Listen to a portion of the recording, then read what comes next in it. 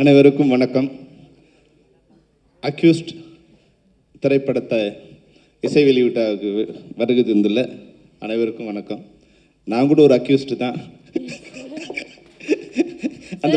அந்த பட்டத்தை கொடுத்தவர் முரளி சார் ராமசாமி. என்ன 50 வருஷத்துக்கு மேலே எந்த கட்சிக்காக பாடுபட்டாரோ அந்த கட்சியாலே அக்யூஸ்ட் ஆக்கப்பட்டவர் அழகப்பன். எந்த சங்கத்துக்காக 25 வருஷமாக நான் டே நைட்டாக ஒர்க் பண்ணமோ அந்த சங்கத்தாலே இப்போ நான் அக்யூஸ்ட் ஆகி நிற்கிறேன். இப்போ எனக்கு நம்ம உதயா எனக்கு இன்விடேஷன் கொடுத்து வரும்போது நான் இன்விடேஷன் நினைக்கல. ஏன்னா டெய்லி தயாரிப்பாளர் சங்கத்துலேருந்து எனக்கு கோர்ட் நோட்டீஸாக வந்துகிட்டே இருக்கு. நான் வாங்கின நினச்சி எக்ஸிக்யூட்டிவ் மெம்பர் நேராக எடுத்தாந்து கொடுக்குறாருன்னு நினச்சிக்கிட்டேன். அந்த இன்விடேஷனை பார்க்கும்போது பார்த்தோன்னே என்ன உதயா எனக்கு அக்யூஸ்ட் இது கொடுத்துட்டு நீங்களே நேராக வந்துட்டீங்களான்னு, கோர்ட் ஆர்டர் எடுத்துகிட்டு வந்துட்டீங்களான்னு. சார் இது இன்விடேஷன்னாரு. உண்மையாகவே அதை பார்க்கும்போது அதனோட உழைப்பு இருக்குங்களா. அதாவது நான் சொல்கிறேன், நேரம் வரும்போது நல்ல நேரம் வரும்போது நம்மளை சுற்றி நல்ல நண்பர்கள் வருவாங்க. கெட்ட நேரம் வரும்போது நம்மளை சுற்றி கெட்ட நண்பர்கள் வருவாங்க. நல்ல நேரம் வரும்போது நல்ல நண்பர்கள் வருவாங்க, கெட்ட நண்பர்கள் விலகுவாங்க. ஆனால் உங்களுக்கு நல்ல நேரம் வந்திருக்கு. இப்போ நிச்சயமாக எல்லாருமே மேடையிலேருந்து இது அமையிறது இருக்குங்களா. சாதாரணமாக பேசும்போது படத்தை பற்றி பேசுவாங்க. உங்களோட டெக்னீஷியன்ஸ் எல்லாருமே அவங்க குடும்பத்தை பற்றி பேசுகிறாங்க. அவங்க குடும்ப உறுப்பினர்கள்லாம் வந்திருக்காங்க. இது ஒரு குடும்ப விழா மாதிரி இருக்குது. அது மட்டும் இல்லாமல் தமிழ் இண்டஸ்ட்ரி இருக்க எல்லாருமே இங்கே ஒரு குடும்பமாக அங்கே 1000 பிரச்சனைகள் இருந்தாலும் எல்லாரையும் ஒரு மேடையில் நிற்க வைக்கிறதுக்கு காரணம் உங்களுடைய நட்பு தான். அந்த நட்பு எங்கள் எல்லாரையும் ஒரு மேடை நிற்க வைக்குது. அந்த நட்பு ஒரு வேளை நமக்குள்ளே இருக்கிற பிரச்சனைகள் களையத்துக்கு ஒரு காரணமாக இருந்தால் கூட அதை நான் ஒரு பெரிய சந்தோஷமாக எடுத்துப்பேன். ஏன்னா அக்யூஸ்டுங்கிறது ஒரு தப்பான வார்த்தை இல்லை. முதல்ல அக்யூஸ்டுங்கிறது கன்விக்டட் தான் தப்பான வார்த்தை. அக்யூஸ்டுங்கிறது குற்றம் சாட்டப்பட்டவங்க. நாங்கள் குற்றம் ஏன்னா இன்றைக்கி ஆட்சியில் இருந்த எல்லாருமே அக்யூஸ்டாக தான் இருந்திருக்காங்க. எல்லாருமேலும் குற்றச்சாட்டு இருக்குது, குற்றம் சாட்டப்பட்டிருக்காங்க. அதில் நிரபராதியாக விடுதலை பண்ணப்பட்டிருக்காங்க, கன்விக்ட் ஆகிருக்காங்க. பெரும்பாலும் யாரும் கன்விக்ட் ஆனதில்லை. அது மாதிரி உங்கள் படம் பார்க்கும்போது என்ன தோணுச்சுன்னா, ரொம்ப உதயாவோட ஒரு பெரிய ப்ளஸ் என்னென்னா எல்லா அவமானங்களையும் சாப்பிட்டுட்டு அப்படியே சிரித்த முகத்தோடு இருப்பார். எந்த அவமானமும் அவர் கஷ்டப்படுத்தவே படுத்தாது. எவ்வளோ வேணாலும் நீ அவமானத்தை கொடு சிரிச்சுட்டே இருப்பார். அவருக்கு எப்படி விக்ரமுக்கு ஒரு சேது படம் அமைச்சதோ அது மாதிரி உதயாவுக்கு இந்த படம் அமையுங்கிறது நான் ட்ரெய்லரை பார்க்கும்போது எனக்கு தோணுச்சு. அவ்வளோ பிரம்மாண்டமாக ஒரு பெரிய ஆக்ஷன் படத்தை பார்க்குற மாதிரி இருக்குது. பிரபு சீனிவாஸ் சொல்லும்போது 1.5 கோடியில் படம் எடுக்க சொன்னார். ஸ்டன் சில்வாவுக்கே 1.5 கோடி கொடுத்துருப்பீங்களா, எப்படி நீங்கள் 1.5 கோடியில் இந்த படத்தை எடுக்க முடியும் அப்படின்னு தோணுச்சு. அந்த பஸ் பார்க்கும்போது நான் சரி ஏதோ ஒரு கிராஃபிக்ஸில் பண்ணியிருப்பீங்கன்னு நினச்சேன் நான். ஏன்னா இந்த பட்ஜெட்டில் உங்களை வச்சு ஹீரோ வச்சு பண்ணும்போது அது பண்ண முடியாதுன்னு நினைப்போம். அப்புறம் யார் அதுதான் மேலே பார்த்தேன் டைட்டில் யாருக்காருன்னா ஸ்டன் சில்வா, அதெல்லாம் ஒத்துக்க மாட்டான்னு வரும்போது அவர் மேடையில் சொல்லும்போது தெரிஞ்சுது. உண்மையாகவே எல்லா டெக்னீஷியனும் சிறப்பாக அமைஞ்சிருக்காங்க. ஒரு தயாரிப்பில் எல்லா டெக்னீஷியனும் நீங்கள் கொண்டு மேடையில் ஒரு கொடுத்துட்டிங்கன்னா அதுவே மிக பிரம்மாண்டமான வெற்றி கொடுக்கும். ஏன்னா நான் பிரபு கூட ஒர்க் பண்ணியிருக்காங்க, சீனிவாஸ் கூட. ஒரு 3 நாள் தான் நாங்கள் ஒரு மாலத்தீவு சாங் போனோம். அதில் 3 சாங் எடுத்தோம். அவருக்கு கொரியோகிராஃபர் அவர் மட்டும்தான் வந்தார், அவர் அசிஸ்டண்ட் இல்லை, யாரும் இல்லை. அங்கே போன பிறகு இன்னொரு சாங் ரெடி பண்ணலாம்னா மியூசிக்கே இல்லாமல் சாங் எடுத்தார். அவ்வளோ பிரம்மாண்டமாக.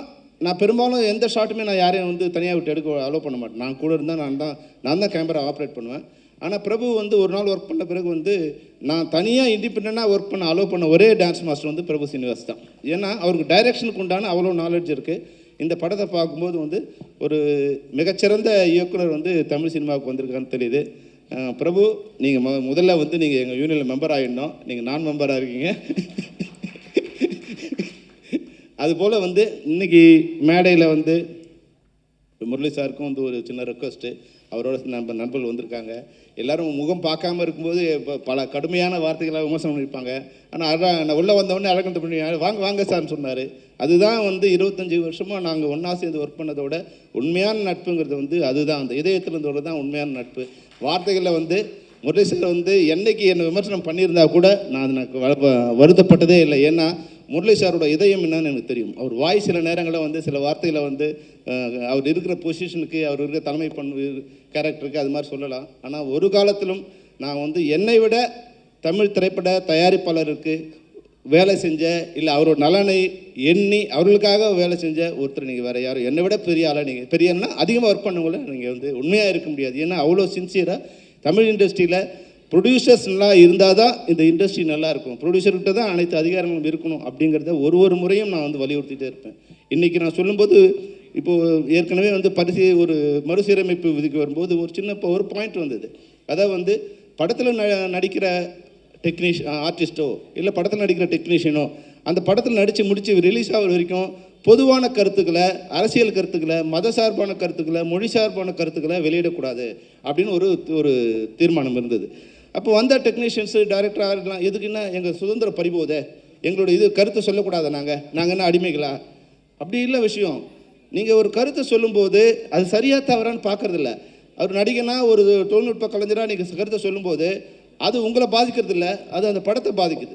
இப்போ ஒரு வகையில் வந்து கமல் சார் ஒரு கருத்தை சொல்லும்போது அது பெங்களூரில் என்ன பண்ணுறாங்க, தக் லைஃபுக்கு நாங்கள் வந்து படத்தை ரிலீஸ் பண்ண மாட்டோம். உடனே இப்போ நம்ம என்ன சகோதரர் சீமான் என்ன சொல்கிறாருங்க, நான் கேஜிஎஃப் படத்தை ரிலீஸ் பண்ண மாட்டேன். இப்போது சினிமாவுக்குள்ளே அரசியல் வராமல் இருந்தால் சினிமா நல்லாயிருக்கும். சினிமா அது தன்னைத்தானே காப்பாற்றுக்கு. நீங்கள் உங்கள் வேலையை பாருங்கள். ஒருவேளை நீங்கள் வந்து அங்கே இருக்கிற கன்னட அமைப்புகள் வந்து கமலஹாசன் சாருக்கு நீங்கள் வந்து எதிர்ப்பு தெரிவிக்கிறதா இருந்தால் மக்கள் நீதி மையம் இங்கே வந்து நாங்கள் ஓட்டு போட மாட்டோம்னு சொல்லுங்கள். அதுதான் வந்து சரியான அவர் அப்போ வந்து சரியாக இருப்பார். ஆனால் நீங்கள் தமிழ் படத்தை ரிலீஸ் பண்ண மாட்டோம், அங்கே இருக்கிறவங்க தமிழ் படத்தை ரிலீஸ் பண்ண மாட்டோம்னு சொல்கிறதும், பதிலுக்கு நீங்கள் எங்களை சப்போர்ட் பண்ணுறதை நினச்சி நான் கன்னட படத்தை ரிலீஸ் பண்ண மாட்டேன்னு சொல்கிறதும் இன்னும் பிரிவினை தான் அதிகமாக்குமே தவிர வந்து அது ஒற்றுமையை வளர்க்காது.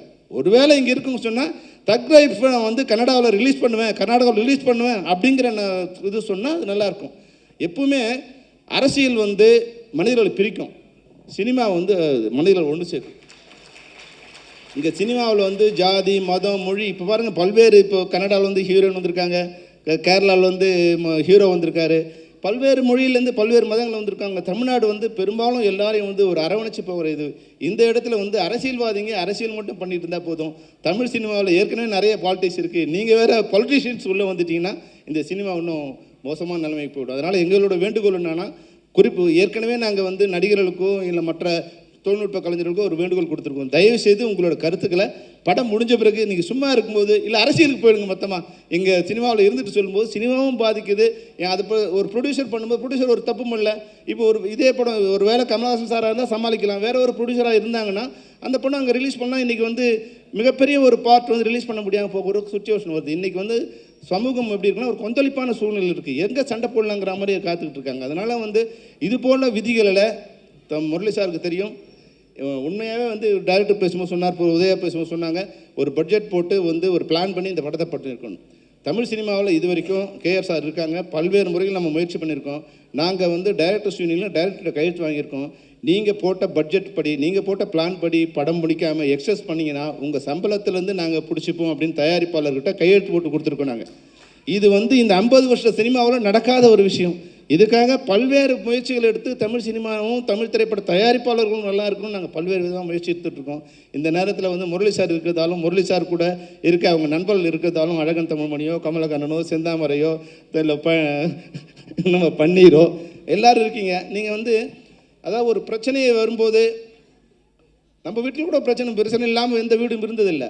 அந்த பிரச்சனையை வந்து எப்படி சால்வ் பண்ணலாம் நினச்சா அது நல்லாயிருக்கும். ஆனால் பிரச்சனை வரும்போது ஒரு தயாரிப்பாளர் திருப்பதி பிரசாத் கிட்ட சொன்னோம், சார் வந்து இது மாதிரி வந்து நீங்கள் லெட்டர் கொடுக்கணும் சார். என்ன சார் 6 மாதத்துக்கு முன்னாடி நீங்கள் தானே சொன்னீங்க ப்ரொடியூசர் கவுன்சில் லெட்டர் இருந்தால் தான் ஷூட்டிங் வருவோம்னு சொன்னீங்க, இன்றைக்கி ப்ரொடியூசர் கவுன்சில் ஒர்க் பண்ண மாட்டேங்கிறீங்க. அதே மாதிரி தான் சூழல் வந்து அன்றைக்கி எந்த கட்சிக்காக வேலை செஞ்சு அதே கட்சியால் வந்து கைது செய்யப்பட்டாரோ அழகப்பன், அது மாதிரி எந்த சங்கத்துக்காக வேலை செஞ்சோமோ அதே சங்கம் வந்து எங்களை பயன்படுத்திக்கல, எங்களுக்கு முரண்பாடான நிலையில் இருக்காங்க. அது சரி பண்ணால் இந்த இண்டஸ்ட்ரி நல்லாயிருக்கும்னு சொல்லியிருக்கேன். பல மேடையில் சொல்லியிருக்கேன்.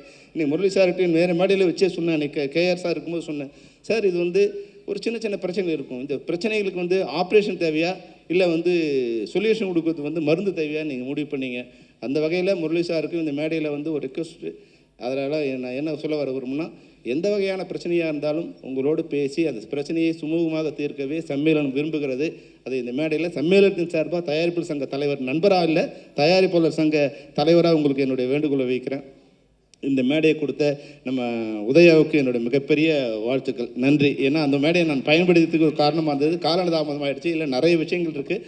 ஆனாலும் இந்த படம் நிச்சயமாக உதயா உங்களுக்கு வந்து இந்த படம் வந்து ஒரு சேது போல் அக்யூஸ்டு வந்து 25 வருஷம் நீங்கள் சொல்லக்கூடாது இப்போ, ஏன்னா அவ்வளோ சீனியராக நினைப்பாங்க. இப்போ தான் நியூ ஃபேஸுங்கிற மாதிரி தான் உங்களோட வந்து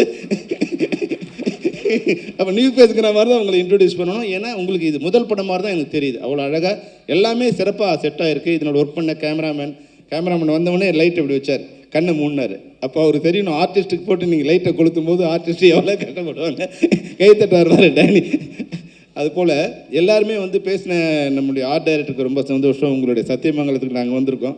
வரும்போது அந்த காட்டுக்குள்ளே மாட்டிக்கிட்டு நாங்கள் படாத பாடுபட்டோம். ஆனால் சத்தியமங்கலத்துலேருந்து ஒரு ஆர்ட் டைரக்டர் எங்கள் படத்தை பார்த்து இன்றைக்கி மேடையில் வந்து நிற்கிறார் சொல்லும்போது நிச்சயமாக உண்மையாக வந்து எனக்கு ரொம்ப சந்தோஷமாக இருந்து.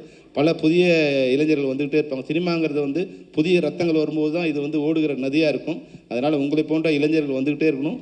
பிரபு சீனிவாசோ இல்லை வந்து ஏஎல் உதயாவோ நம்மளுடைய கேமராமேன் எல்லாருமே ஒரு நல்ல யூனிட் அமைஞ்சிருக்காங்க. அதுபோல் வந்து நம்மளுடைய மியூசிக் டைரக்டர் முன்னாடி ஒரு படம் பார்த்தா இருக்குது, அதனோட ரீ ரெக்கார்டிங் பார்த்து சொன்ன அவருக்கு வந்து நீங்கள் வந்து தமிழ் சினிமாவோட மிக முக்கியமான இசையமைப்பாளர் ஆக போகிறீங்கன்னு அவருக்கு சொன்னேன். அவர் இன்றைக்கி அடுத்த படமாக நிழற்கொடைக்கு அப்புறமா நான் வந்து இப்போது அக்யூஸ்டில் பார்க்குறேன். அதனுடைய ரீ ரெக்கார்டிங் உண்மையாகவே இளையராஜா சாருக்கு அப்புறமா ரீ ரெக்கார்டிங்கை அவ்வளோ பிரம்மாண்டமாக வந்து அவ்வளோ அழகாக கொடுத்தது வந்து நம்மளுடைய மியூசிக் டைரக்டர். அவருக்கு என்னுடைய வாழ்த்துக்கள். அனைவரும் சிறப்பாக வாழ, இந்த படம் வெற்றியடைய என்னுடைய வாழ்த்துக்கள். நன்றி, வணக்கம். Thank you sir, thank you so much. அடுத்ததாக தமிழ் திரைப்பட தயாரிப்பாளர் சங்க தலைவர் திரு தேனாண்டாள் முரளி ராமநாராயணன் அவர்களை பேசுமாறு கேட்டுக்கொள்கிறோம். எல்லோருக்கும் வணக்கம். செல்வனி சார் பேசுனதுக்கு அப்புறம் பேச வச்சுட்டாங்க. இருக்கிறது நம்ம கொஞ்சம் அவர் அளவுக்கு இல்லைனாலும் சில கருத்துக்களை நானும் சொல்லணும்னு வந்து அக்யூஸ்ட் திரைப்பட குழுவினர்களுக்கு என்னுடைய பாராட்டுகளை தெரிவிச்சுக்கிறேன், என்னுடைய வாழ்த்துக்களையும் தெரிவிச்சுக்கிறேன். அக்யூஸ்ட் படத்தை ஆரம்பிக்கும் போதுலேருந்து உதயா ப்ரோ வந்து நான் ரெகுலர் டெய்லி பேசிகிட்டு இருக்கோம், டச்சில் இருக்கோம். பன்னீர் சார் ப்ரொடியூசராக, அவரும் எல்லாருமே நாங்கள்லாம் ஒன்றா தான் இருந்துகிட்ருக்கோம். ஸோ இந்த படம் வந்து எப்படி ஆரம்பித்தது, எப்படி வந்து கட்டமைச்சது அப்படிங்கிறது வந்து எனக்கும் தெரியும். அதில் வந்து உதயா ப்ரோ வந்து பெரிய அவர் தான் மெயின். அவருக்கு என்னுடைய வாழ்த்துக்கள். இதை இவ்வளோ கஷ்டப்பட்டு இதை வந்து எங்கேருந்து ஆரம்பித்ததுன்னு எனக்கு தெரியும். இது வந்து இங்கே வெளிநாட்டிலேருந்து ஆரம்பித்து இங்கே வரைக்கும் சென்னை வரைக்கும் வந்திருக்கு. எல்லோரும் வந்து நிறையா சப்போர்ட் பண்ணியிருக்காங்க அவருக்கு. செல்வமணி சார் சொன்ன மாதிரி நல்ல நேரம் வரும்போது நம்மளை தேடி எங்கே இருந்தாலும் வந்துடும் சப்போர்ட்டு. அது வந்து உதயாபுரோவுக்கு வந்திருக்கு. இதை தக்க வச்சுக்கணுன்னு நானும் விரும்புகிறேன். அவர்கிட்ட நம்ம நிறையா வாட்டி சொல்லியிருக்கேன். இது வந்து ஒரு பேஷன் ட்ரிவன் இண்டஸ்ட்ரி. நம்ம முயற்சி பண்ணிகிட்டு இருந்தால் அது வந்து கண்டிப்பாக இந்த சினிமா துறை நம்மளை கைவிடாது. நம்ம அது பின்னாடியே அதை நம்பிக்கையோடு இருக்கிறது தான் உதயாபுரோட இது சக்ஸஸ், 25 வருஷத்தோட சக்ஸஸ்ஸு. அதே மாதிரி வந்து இதை பண்ணும்போது பன்னீர்செல்வம், தங்கவேல் சார் எல்லாருமே வந்து ஒன்றா சேர்ந்துருக்காங்க. ஒரு தனி டிசிஷன் எடுக்கிறது வந்து ஈஸி. ஒரு படத்தோடைய இது வந்து தனியாக ஒரு டிசிஷன் எடுக்கிறது வந்து நம்மளுடைய இதில் போயிடும். ஆனால் ஒரு பார்ட்னர்ஷிப்பில் எடுக்கும்போது, ஒரு 3 பேர் சேர்ந்து எடுக்கும்போது கருத்து வேறுபாடுகள் வந்துடும். அது வராமல் அதை பக்குவமாக பார்த்துக்கிட்டாரு உதயா ப்ரோ. இவங்க பன்னீர்செல்வமும் சரி, தங்கவேல் சார் சரி, நம்பிக்கை, இந்த யூனிட் மேலே கம்ப்ளீட் நம்பிக்கை வச்சு அவரோட டிசிஷனில் கூட பயணித்து இன்றைக்கி வரைக்கும் வந்து இந்த இடத்துக்கு வந்திருக்கு. இது வந்து கண்ணு மூடி திறக்கிறதுல, ஏன்னா பூஜைக்கு நான் போயிருந்தேன், இப்போ ஆரம்பிக்க பூஜைக்கும் போயிருந்தேன். அதே இப்போ வந்து ஆடியோ ஃபங்க்ஷனுக்கு வந்திருக்கோம். இது வெற்றி விழாவிலையும் கலந்துப்பேன்னு கண்டிப்பாக நம்புகிறேன். இதில் இன்னும் வந்து டைரக்டர் சார் சொன்னார் அஜ்மல் சார் பற்றி. நானும் இதில் குறிப்பிடணும், ஏன்னா நானும் இதில் எல்லாமே கேட்டுட்டு கூட இருந்ததுனால இதை வந்து நிறையா ஹீரோஸ்ட்டு அவங்க பார்த்தாங்க. ஆனால் அஜ்மல் சார் கேட்ட உடனே ஒத்துக்கிட்டவுடனே உதயபுரம் வந்து எவ்ரிடே அப்டேட் பண்ணார். இது முடிஞ்சிடுச்சு சார், இது வந்துருச்சு. ஸ்டன் சில்வா சார் ஒத்துக்கிட்டார். எல்லாம் யோகி பாபு சார் அப்ரோச் பண்ணது, எல்லா விஷயங்களும் ஒரு ப்ரெஷர் டென்ஷன் இருக்கிறது. அவர் நடிக்கணும், ஏன்னா ஒரு ப்ரொடக்ஷன் பண்ணும்போது நடிக்கும்போது அதோட இம்பேக்ட் அதில் வந்துடக்கூடாது. ஏன்னா இது ப்ரொடக்ஷனுங்கிறது வந்து ரொம்ப ப்ரெஷரான வேலை இந்த காலத்தில். ஒரு காலத்தில் நல்லா ஒரு இனிமையான தொழிலாக இருந்தது வந்து இப்போ ப்ரெஷரான தொழிலாக மாறி போயிட்டுருக்க இதாகிடுச்சு. இதுக்கு நடுவில் வந்து செல்வமணி சார் சொன்ன மாதிரி கருத்து வேறுபாடுகள் இருக்கும்போது அவங்க படம் முடிப்பாங்களா, அந்த ப்ரெஷர் அவங்களுக்கு இருக்கிற தயாரிப்பாளர் சங்கத்துக்கும் சம்மேளனத்துக்கும் உள்ள கருத்து வேறுபாடுகள் வந்து இருக்கிற படப்பிடிப்புகளை வந்து நிறுத்திடாமல் பண்ணுறதுக்கு இவ்வளோத்தையும் அவர் வந்து ஹேண்டில் பண்ணியிருக்காரு. அவருக்கு வந்து உண்மையாகவே வந்து வாழ்த்துக்கள் ப்ரோ உங்களுக்கு. அது இருக்குது. சாங்ஸு ரொம்ப பிரமாதமாக வந்திருக்கு. இதோட விஷுவல்ஸ் கொஞ்சம் பார்த்தேன், ரொம்ப எக்ஸ்ட்ரானரியாக வந்திருக்கு. இன்றைக்கி இதை வந்து ஒரே விஷயந்தான் உதயபுரோட ப்ரொடியூசர்ஸ்டே நான் சொல்கிறது, கரெக்டான பிளானிங், ரிலீஸ் பிளானிங் மட்டும்தான் இப்போ வேணும் இந்த படத்துக்கு. இதில் சக்ஸஸ்ஃபுல் அத்தனை அம்சங்களும் உள்ளே இருக்குது. அதை கரெக்டான ரிலீஸு, ஏன்னா ஏகப்பட்ட படங்கள் இருக்கிறத வந்து அதை மட்டும்தான் அவங்கக்கிட்ட வந்து கொஞ்சம் பிளான் பண்ணிக்கோங்க. நாங்கள் தயாரிப்பாளர் சங்கமும் உங்களுக்கு கூட இருந்து ரிலீஸுக்கு ஒட்டுமொத்தமாக என்ன பண்ணணுமோ எல்லாமே சப்போர்ட் பண்ணுவோம். ஏன்னா இந்த மார்க்கெட்டிங் இன்றைக்கி வந்து படம் தயாரிக்கிறது ஒரு பக்கம் இருந்தாலும் ரிலீஸ் பண்ணுறது வந்து ரொம்ப முக்கியமான ஒரு சூழ்நிலையில் இருக்கிறோம். அது வந்து இன்னொரு படம் எடுக்கிற மாதிரி தான், ரிலீஸுங்கிறது இன்னொரு படம் எடுக்கிற மாதிரி தான். அதை வந்து பக்குவமாக அவங்க உதயபுரோவுக்கு தெரியாது இல்லை, அவ்வளோ எக்ஸ்பீரியன்ஸு. நாங்களாம் அடுத்த ஜென்ரேஷன் அழகப்பண்ண வந்து இருந்தது, எங்கள் அப்பா காலத்து ஆண்கள், நாங்களாம் அடுத்த ஜென்ரேஷன் இருக்கிறது. அவரும் வந்து இன்றைக்கி என்ன தேவைங்கிறது அண்ணனுக்கு நல்லாவே தெரியும். அவங்க அட்வைஸில் நிறையா பேர் இங்கே இருக்காங்க, வளர்ந்துருக்காங்க. ஸோ உதயபுரோவுக்கு இதுவும் நல்லா தெரியும். தயாரிப்பாளர்களும் அதை வந்து அவரோட சேர்ந்து தான் பயணிக்கிறாங்க. ஒரு டிசிஷன், கலெக்டிவ் டிசிஷன் எப்போவுமே அவங்க எடுக்கிறாங்க, எங்கேயுமே முரண்பாடு கிடையாது. அந்த விஷயத்தில் வந்து இந்த கூட்டணி பல படங்களை தயாரிக்கணும்னு நான் கடவுளை வேண்டிக்கிறேன். இது கண்டினியூ ஆகணுன்றது என்னுடைய வாழ்த்துக்கள். அதே நேரத்தில் வந்து செல்வமணி சார் வந்து சொன்னார், அந்த டிஸ்கஷனை வந்து ரொம்ப இங்கே கருத்து வேறுபாடுகள் எல்லாமே இருக்க தான், சங்கங்கள் இருக்கும்போதே கருத்து வேறுபாடுகள் இருக்கும். எங்களுடைய சங்கத்துடைய முன்னாள் தலைவர் கேஆர் சார் இருக்கார், அவருக்கும் இதை பற்றி புரியும். இந்த பிரச்சனை வந்து வந்து தயாரிப்பாளர் சங்கத்தோடைய உரிமை பிரச்சனை. அதை கரெக்ட் பண்ணிட்டா அது எல்லாமே சரியாக இருக்கும். ஏன்னா எங்களோட உரிமையை கொடுத்துக்கிற தலைவர், முன்னாள் தலைவர் இருந்திருக்காங்க, கேஆர் சார் இருந்திருக்காரு. அவர் இருக்கும்போது அவருடைய உரிமையை விட்டு கொடுத்து இருப்பாரா? அந்த சங்கத்தை விட்டு கொடுக்கவே யாருக்குமே இருக்க முடியாது. நான் இந்த நேரத்தில் அந்த சங்கத்தில் தலைவர் பொறுப்பில் இருக்கிறதுனால நான் அதை வந்து செல்வமணி சார்ட்டையும் எக்ஸ்பிளைன் பண்ணி சொல்லியிருக்கிறேன்.